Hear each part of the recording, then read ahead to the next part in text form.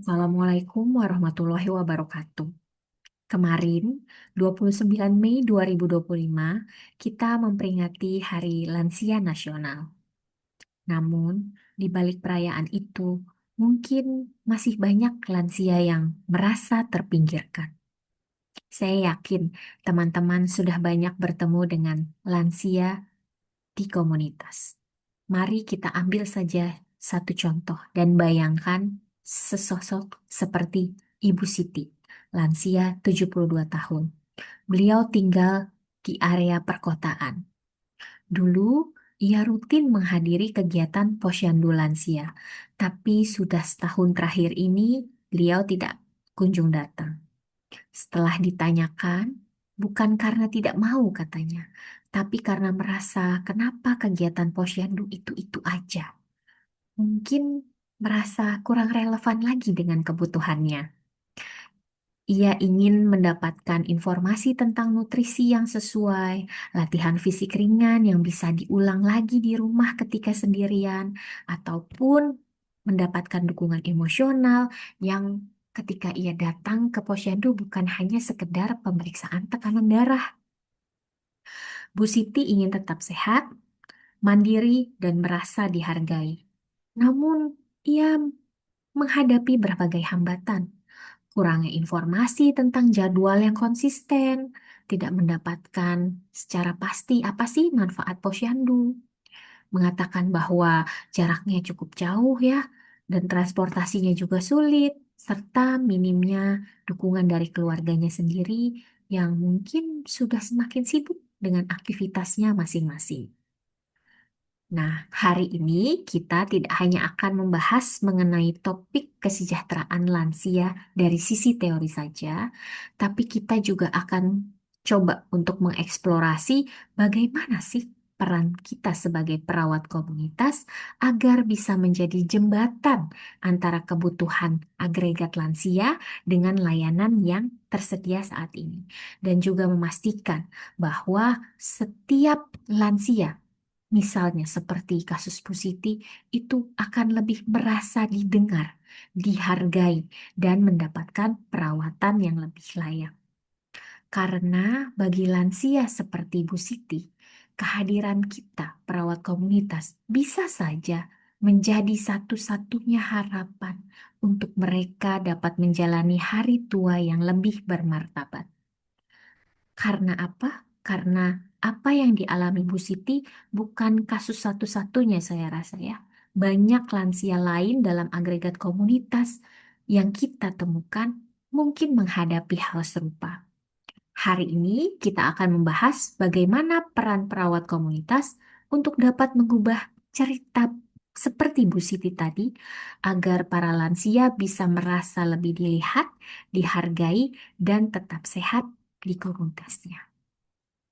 Baik, kita akan masuk ke dalam materi kita selanjutnya. Jadi hari ini ada dua materi ya teman-teman.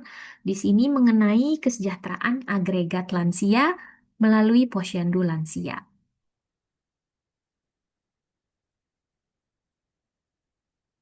Capaian pembelajaran kita hari ini yaitu diharapkan mahasiswa akan mampu mengidentifikasi determinan kesejahteraan lansia di komunitas, mengidentifikasi pelaksanaan posyandu lansia berdasarkan studi literatur dan konteks nyata, kemudian menjelaskan peran perawat komunitas dalam meningkatkan partisipasi dan layanan untuk lansia, menjelaskan strategi intervensi keperawatan berbasis komunitas yang adaptif pada kondisi atau sesuai konteks lingkungannya. Ya, jadi selamat Hari Lansia Nasional. Saat perawat komunitas hadir dengan kepedulian, lansia tidak sekedar bertahan hidup. Harapannya mereka akan lebih merasa dihargai, lebih merasa bermakna, dan akan tetap menjadi bagian penting dari komunitasnya. Jadi tema tahun ini adalah Lansia Bahagia, Indonesia Sejahtera. Selamat Hari Lanjut Usia Nasional 2025. Ya, jadi sebelum kita eh, menuju topik-topik dalam pertemuan hari ini, ya ada baiknya kita mengetahui signifikansi atau pentingnya kenapa kita belajar atau mendiskusikan topik kesejahteraan lansia ini. Kalau tadi tujuan pembelajaran sudah disampaikan, maka harapannya di akhir nanti teman-teman eh, evaluasi diri. Apakah itu sudah tercapai, sudah dipahami gitu ya, mampu dilakukan secara mandiri. Nah, kenapa perawat komunitas penting untuk mempersiapkan kesejahteraan lansia, memastikan bahwa kesejahteraan lansia itu tercapai. Karena jika melihat fenomena global, ya, bahwa uh, aging population itu memang sudah semakin menyebar ke berbagai negara. 2% dari populasi dunia pada tahun 2024 itu adalah kategori lansia atau usia lansia. Dan diprediksi pada 2050 menjadi 26%-nya. Ini berkali lipat sekali kan ya.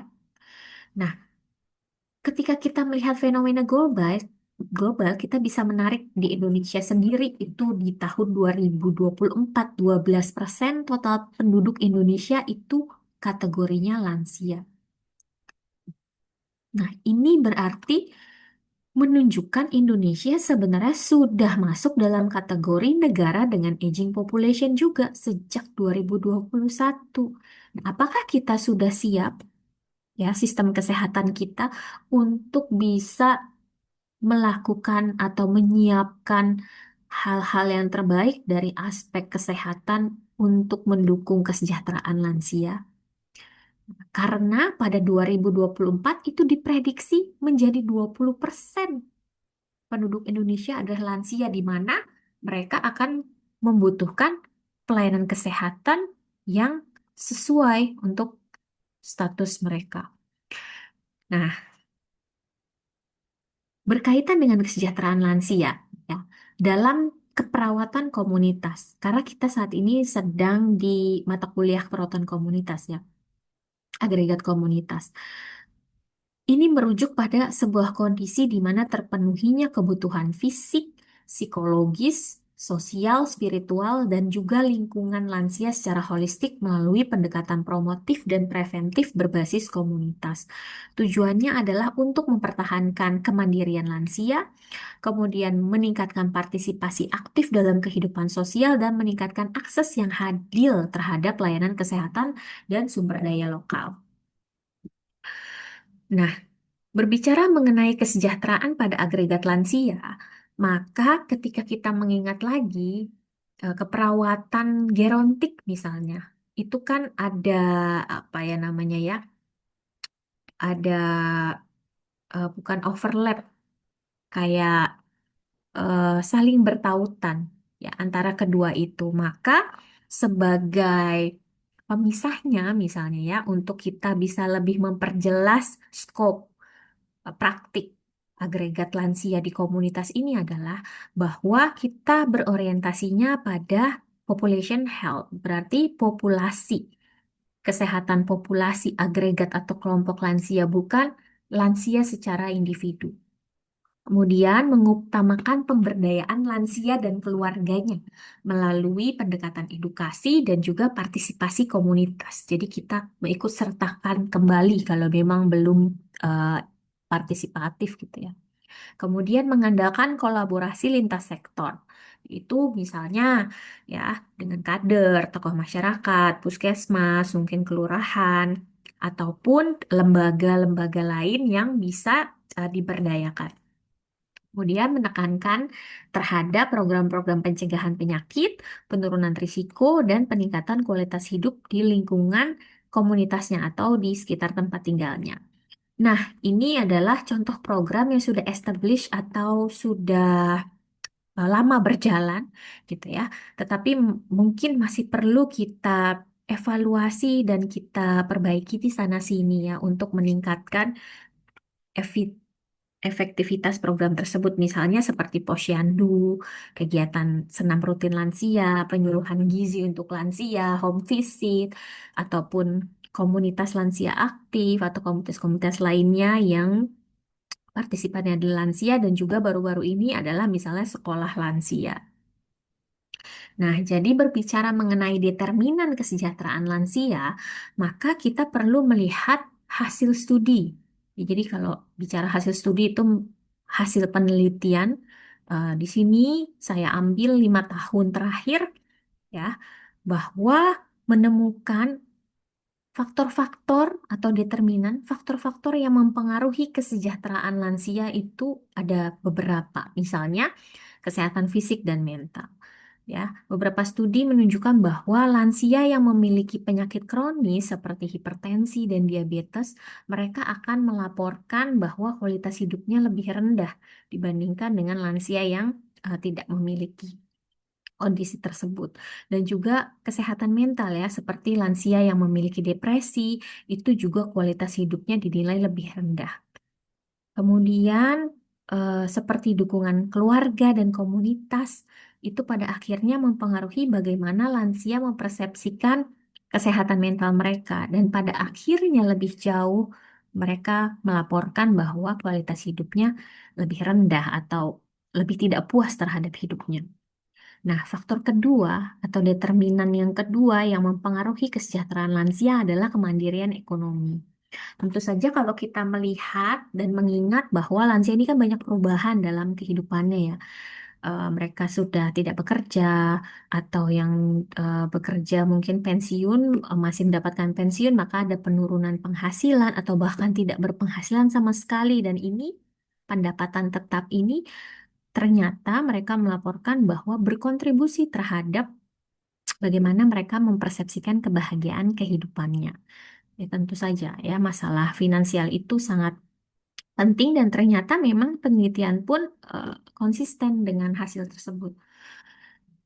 Nah, di sini ada satu contoh artikel yang saya tampilkan bahwa belakangan ini ya memang sekolah lansia ini lagi dikembangkan di berbagai daerah ya. Nah, di sini ada hasil studi bahwa dia mengembangkan sebuah prototipe sekolah lansia di mana sekolahnya itu eh, untuk apa namanya promosi kesehatan dan kesejahteraan lansia. Ya, juga ada aktivitas-aktivitas seperti konseling kesehatan dan juga dia mengukur dampaknya terhadap tadi ya, terhadap kesejahteraan lansia. Misalnya dari aspek dikatakan kesejahteraan bukan hanya ketika lansia tidak sakit secara fisik ya, tapi tadi holistik ya, baik dari spiritualnya, fisiknya, emosionalnya, ya lingkungannya, sosialnya seperti itu yang dikatakan sejahtera. Nah, maka studi ini menilai dari aspek spiritual, kesehatan fisik, emosional, intelektual, sosial, vokasional, dan lingkungan tinggal.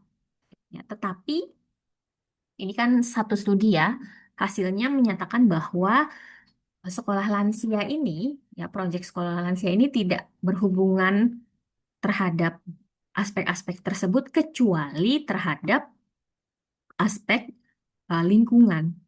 Ya, jadi insight yang bisa kita ambil adalah walaupun sekolah lansia itu tidak meningkatkan kemampuan kognitif misalnya. Ya tentu saja ya, memang sulit kan di fase kehidupan itu gitu ya. Eh, Selain karena proses agingnya juga gitu.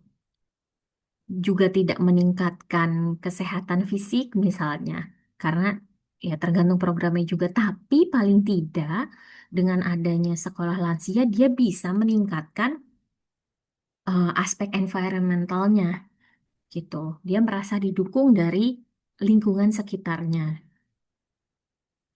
Kemudian, determinan lain atau faktor lain yang mempengaruhi kesejahteraan adalah dukungan sosial, misalnya dukungan keluarga atau komunitas, ya bisa dari memang keluarga, kemudian teman, sahabat, kader, ya, atau orang penting lain dalam kehidupan mereka, itu temukan bisa meningkatkan kualitas hidup mereka ya bagaimana mereka mempersepsikan puas tidak puas dan hidupnya berkualitas atau tidak dari berbagai aspek.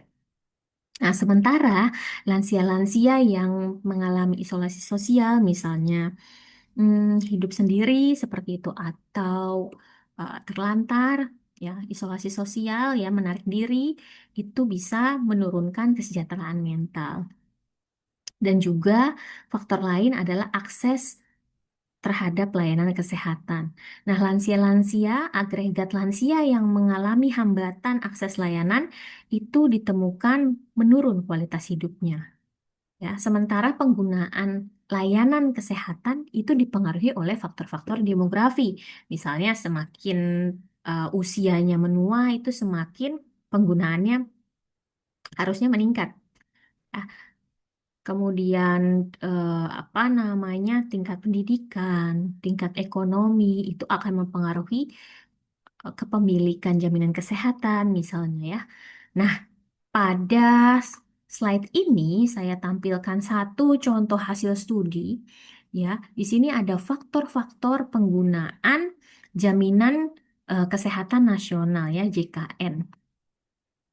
Bagaimana hasil studi ini bisa kita manfaatkan, yaitu dengan mengetahui bahwa semakin masyarakat itu memiliki jaminan kesehatan yang dibiayai pemerintah, maka dia akan semakin sering menggunakan fasilitas pelayanan kesehatan, ya, seperti itu. Kemudian, implikasi dalam keperawatan komunitasnya apa? Ya, dengan kita mengetahui tadi ya, faktor-faktor apa sih yang mempengaruhi lansia itu mempersepsikan kebahagiaannya. Faktor-faktor apa yang mempengaruhi lansia mempersepsikan kesejahteraan hidupnya. Ke- Maka kita bisa sebagai perawat komunitas melakukan pemetaan kebutuhan lansia. Ya, mengetahui atau mampu melakukan pengkajian dengan lebih spesifik, maka kita bisa merencanakan dengan lebih baik agar tujuannya bisa lebih efektif untuk dicapai. Ya, kita bisa mengidentifikasi kebutuhan kesehatan lansia secara kelompok untuk merancang intervensi yang tepat. Jadi teman-teman perlu review kembali di komunitas satu itu kita sudah pernah bahas mengenai pengkajian komunitas di mana aspeknya ada core-nya, kemudian ada 8 subsistemnya. Nah, yang membedakan agregat komunitas ini berarti fokus kita adalah population health-nya. Maka kebutuhan secara kelompok itu tentu akan berbeda dengan kebutuhan lansia secara individu. Ya, ada scoringnya kan kita kalau mau memprioritaskan. Nah, oleh karena itu studi-studi tadi ya kita akan menjadi lebih baik lagi dalam melakukan intervensi ketika kita melihat ABN-nya atau hasil penelitiannya, artikel yang dicari juga yang dilakukan pada setting agregat. Sorry, pada setting komunitas pada sasaran agregat, misalnya seperti itu. Ya, jadi bisa mengidentifikasi kebutuhannya atau melakukan pengkajiannya itu di tingkat kelompok. Kemudian kolaborasi lintas sektor. Ini bekerja sama dengan kader, tentu ya, karena ini perawatan komunitas. Kader adalah perpanjang tanganan perawat, tokoh masyarakat, ataupun lembaga lain yang institusi lain yang mendukung program lansia, misalnya dinas kesehatan atau misalnya lembaga-lembaga yang berkaitan dengan lingkungan, gitu ya, untuk meningkatkan kegiatan lansia secara komunitas, misalnya berkebun seperti itu. Ya, jadi nggak harus kerjasama dengan orang kesehatan. Kemudian kolaborasi lintas sektor tadi ya juga bisa dilakukan untuk pendekatan edukasi dan pemberdayaan. Yaitu seperti biasa kita memberikan pendidikan kesehatan dan pemberdayaan lansia untuk tetap aktif dalam komunitasnya.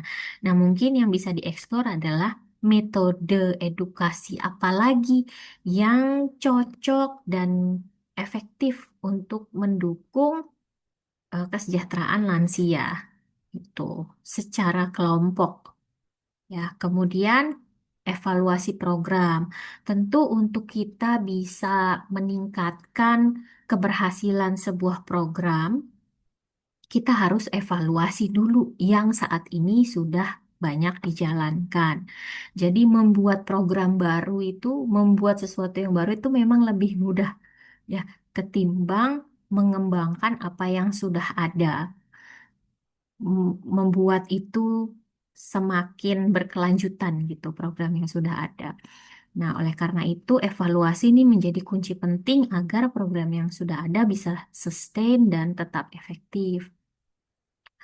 Nah, kemudian hasil studi atau penelitian lain ini diambil dari setting komunitas di Cina, yaitu penggunaan pelayanan perawatan rumah dan perawatan komunitas terhadap multidimensi kesehatan dari lansia.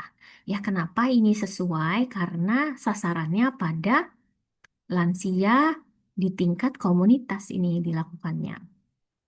Ya, jadi ketika tenaga kesehatan itu melakukan pelayanan perawatan kesehatan di rumah dan perawatan eh, komunitas, dia menunjukkan bahwa seluruh indikator promosi kesehatan, katanya ini yang di tengah yang di highlight kuning, seluruh indikator promosi kesehatan pada lansia yang tinggal di pedesaan itu signifikan berdampak ya.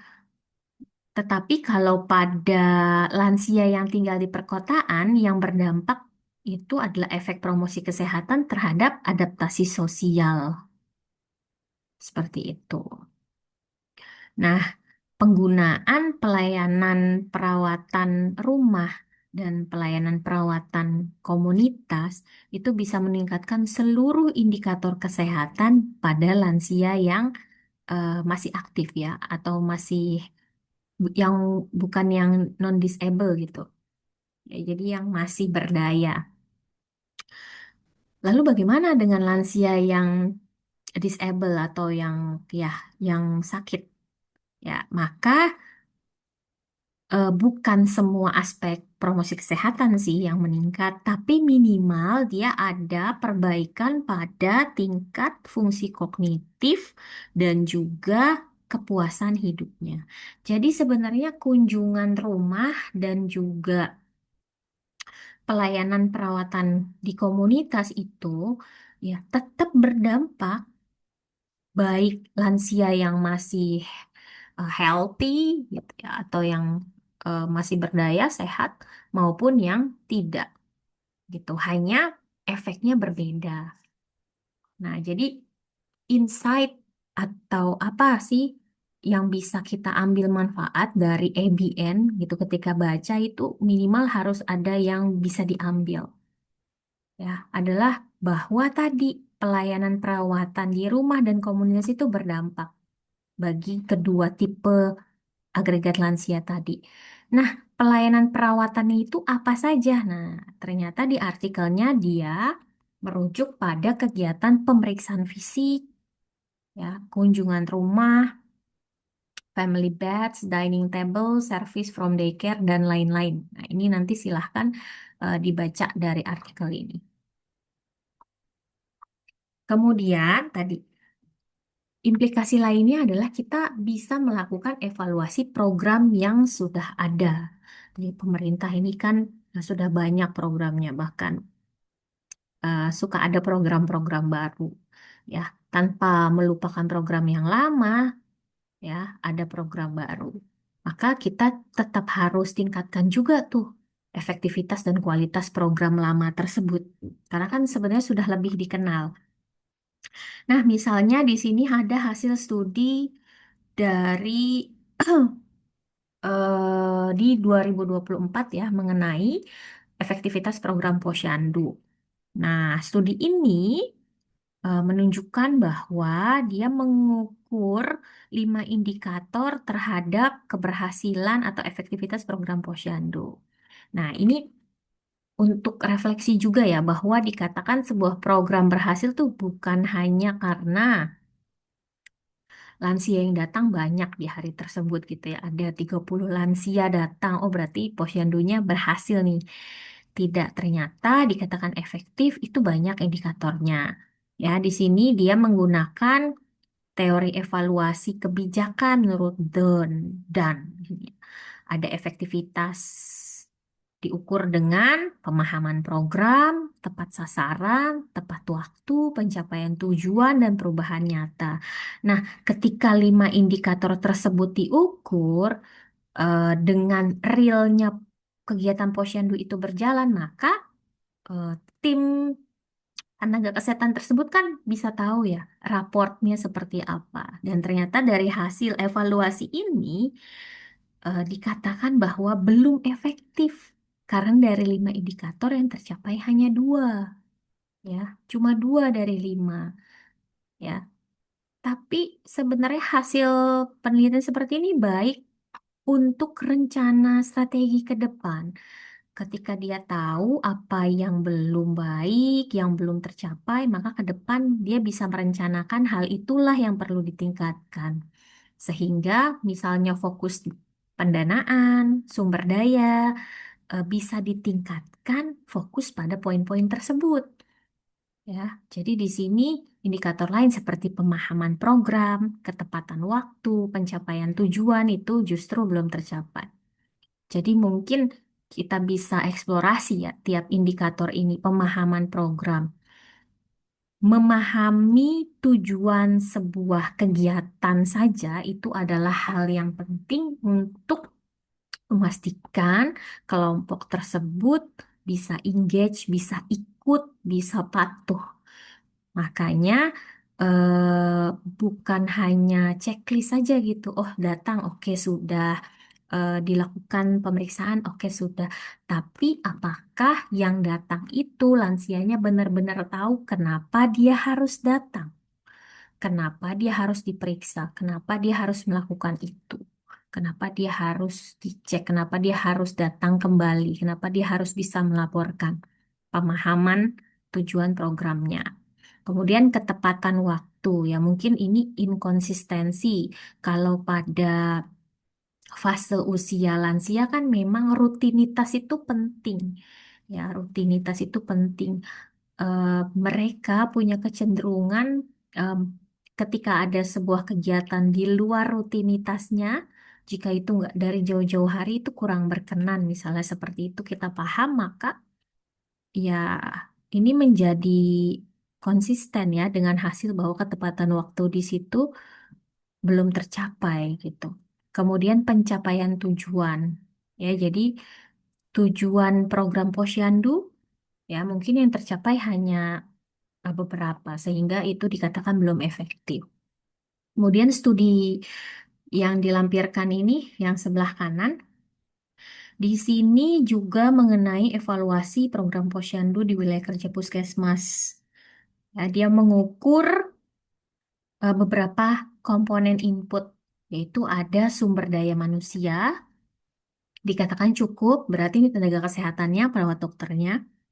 Kemudian pembiayaan, the cost, pembiayaan untuk aktivitasnya itu berasal dari desa, digunakan untuk PMT ya, pemberian makanan tambahan. Kemudian insentif kader dan juga untuk infrastruktur. Kemudian infrastruktur fasilitas ternyata ditemukan ya belum sesuai dengan apa yang diatur oleh pemerintah atau direkomendasikan. Ya kalau fasilitasnya belum sesuai tentu kita tergambar bahwa kegiatannya mungkin tidak tercapai semua gitu. Karena kan kegiatan butuh fasilitas. Kemudian sudah ada SOP ya, standar operasional prosedur, oh, bagus ini ya. SOP ada itu bagus, tetapi ternyata implementasinya kadang-kadang tidak sesuai. Nah, ini ya, kesesuaian SOP sudah ada itu bagus, tetapi lebih baik lagi kalau kegiatannya sesuai dengan SOP. Supaya apa? Supaya tercapai tujuannya. Jadi tidak sia-sia pelaksanaan programnya. Nah, kemudian komponen proses yang diukur adalah pertemuan dengan kader, ya itu sudah sesuai dengan yang disyaratkan atau yang diatur. Kemudian kegiatan screening kesehatan itu tidak dilakukan semua. Nah, ini berarti kan bisa ada pengkajian lanjutan. Kenapa? Apa hambatannya kok sampai tidak dilakukan semua? Kemudian konseling kesehatan itu dilakukan setiap bulan. Olahraga hanya 1 kali sebulan. Nah, sementara kan kalau rekomendasi WHO ya, itu 30 menit minimal ya dalam 1 hari. Nah, berarti untuk lansia bertahap ditingkatkan seperti apa? eh, Dalam sebulan itu bagaimana gitu. Kalau untuk lansia, kemudian apalagi di sini pencatatan dokumentasi. Dokumentasi ini penting karena untuk bahan evaluasi dan perbaikan ke depan dan ternyata ini masih dilakukan manual. Pertama kan kalau manual mungkin kita bisa gambarannya ya berceceran gitu ya atau tidak sistematis atau hilang atau eh, pada akhirnya menyulitkan gitu untuk perencanaan ke depan. Ya, jadi memang banyak hal yang bisa kita ambil atau kita buat bahan diskusi dan rencana ke depan dengan melihat hasil ABN jika belum bisa mengevaluasi secara mandiri di programnya masing-masing. Sebagai gambaran. Nah, kemudian dari hasil studi lainnya ini di area kecamatan ini ya, ini sepertinya di Indonesia bagian timur, maka ketika mau mengambil insight dan mengadopsinya dalam setting kerja kita perlu disesuaikan dilihat dari apa namanya artikel tersebut diberikan pada sasaran seperti apa, pada setting apa, area daerahnya. Nah, di sini hasilnya adalah hasil evaluasi programnya bahwa sarana dan prasarana Posyandu itu sudah tersedia dengan lengkap. Ya, alhamdulillah ya. Jadi fasilitas sudah ada. Seharusnya tujuan tercapai nih kalau fasilitasnya ada.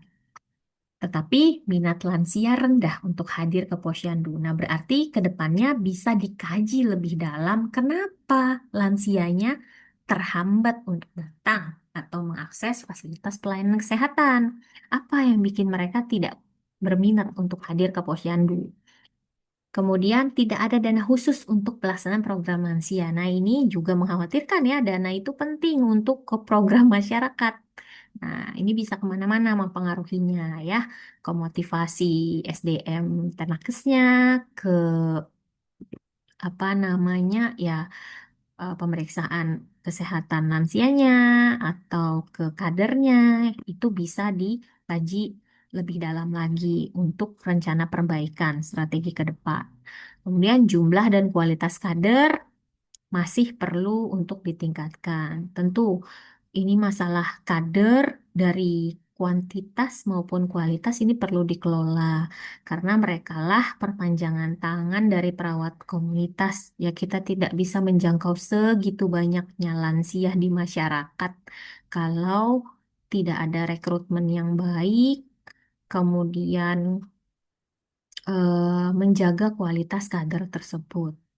Ya, kunjungan rumah lansia disarankan untuk mengatasi keterbatasan mobilitas. Nah, ini dari sisi tingkat kesehatan lansia itu sendiri, ataupun kita bisa melihat dari sisi akses, di mana mungkin Indonesia bagian timur ya, kesulitan terhadap akses, transportasi, atau memang dari apa namanya bentuk wilayah sendiri, topografi daerah sana.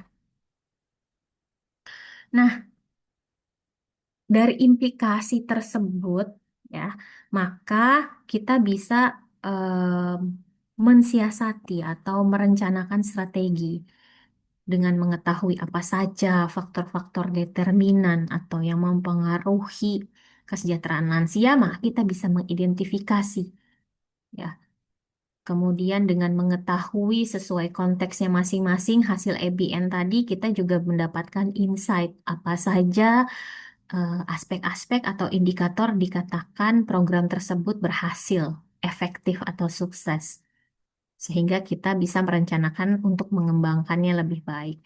Nah, di sini misalnya dengan peningkatan sosialisasi dan edukasi.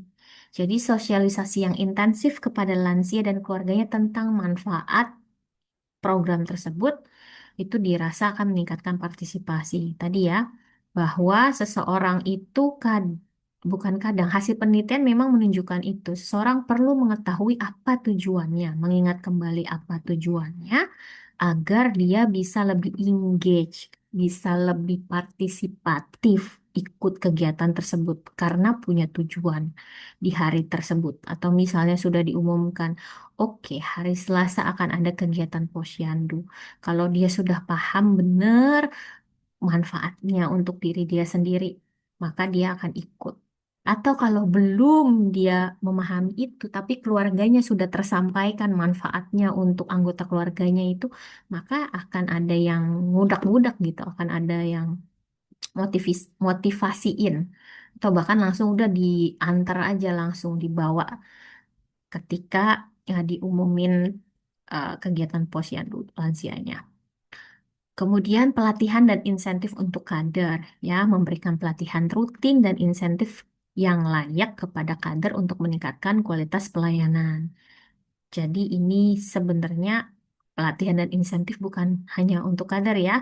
Kita juga sebagai tenaga kesehatan pasti memahami bahwa reward itu penting, pengembangan itu penting. Salah satu faktor yang paling memotivasi seseorang untuk bertahan dalam peran tersebut. Jadi agar kadernya tidak kabur, ya agar kadernya itu tetap mau mengembangkan diri dan membantu kita perawat komunitas, tentu itu harus dikelola dengan baik. Kemudian peningkatan sarana dan prasarana, yaitu mengalokasikan anggaran yang memadai untuk memperbaiki sarana dan prasarana posyandu. Ya, karena tentu ini adalah sumber utama dalam melakukan kegiatan. Ya, jangan sampai yang sudah rusak atau sudah jadul masih dipakai ya. Kapan terakhir dikalibrasi gitu ya. Kemudian itu tempatnya, atapnya masih bagus apa enggak, masih aman atau enggak, seperti itu. Jadi itu penting untuk dikelola juga. Kemudian penjadwalan yang konsisten, ya menetapkan jadwal posyandu yang konsisten dan mudah diakses oleh lansia. Berarti informasi perubahan itu tidak boleh mendadak. Rutinitas itu menjadi hal yang penting pada terutama sasaran target usia lansia. Ya, karena kenapa strategi ini yang diberikan atau direkomendasikan berdasarkan hasil studi atau penelitian terdahulu, gitu, bahwa mereka mengeluhkan jadwalnya inkonsisten, misalnya seperti itu.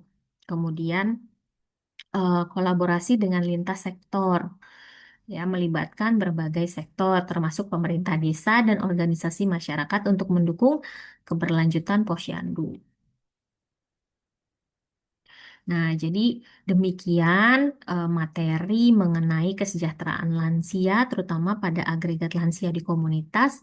Mudah-mudahan bisa mengingatkan lagi mungkin ya teman-teman yang di pelayanan, terutama di setting komunitas, bahwa saat perawat komunitas itu mampu hadir dengan kepedulian, mudah-mudahan itu bisa diterima dan membantu lansia bahwa mereka tuh bukan sekedar bertahan hidup.